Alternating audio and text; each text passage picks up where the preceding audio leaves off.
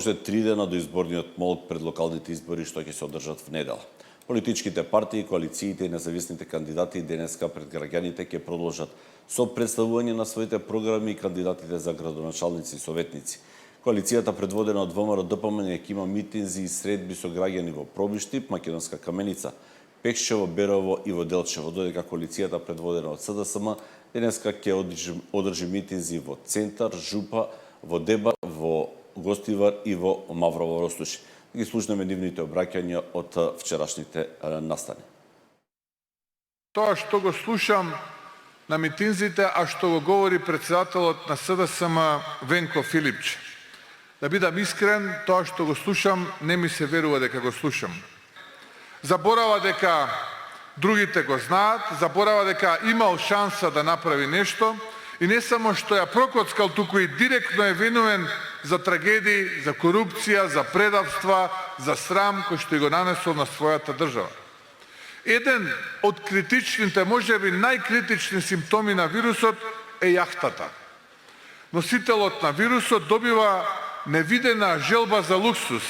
Се вози на јахта, мисли дека плови над реалноста. А најсилниот симптом, тоа што не реагира на ниту една вакцина, е лажењето. Тоа е неверојатно.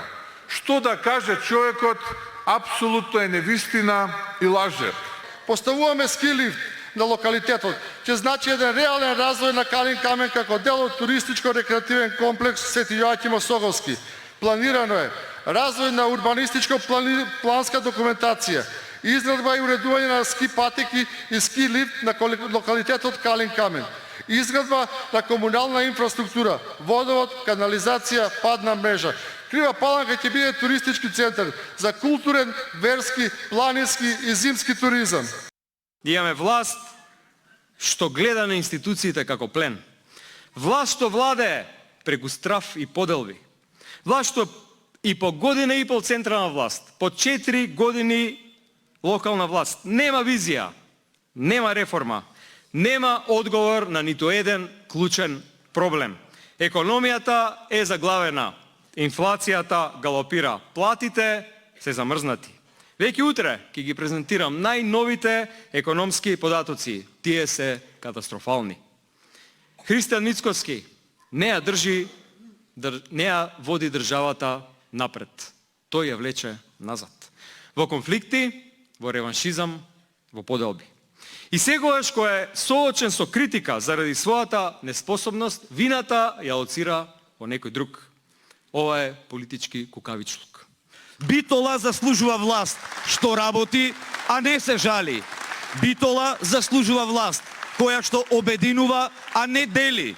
Власт што гради, а не да се слика со туги перја. Нашата сила се луѓето. Нашата сила сте сите вие. Членовите, активистите, симпатизерите, кои препознаваат нова енергија во секој што верува дека честноста не е слабост, туку е доблест.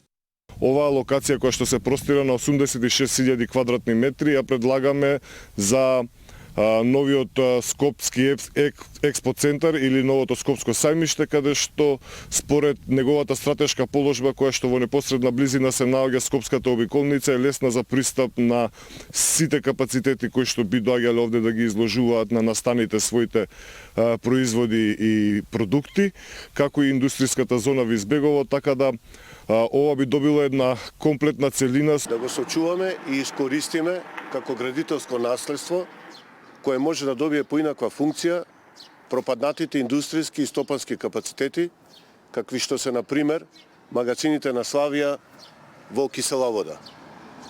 Наместо да ги уриваме и преку нив да градиме колосални стамбени објекти, да ги пренамениме во простор за алтернативна културна сцена, креативна индустрија и функции наменети за младите.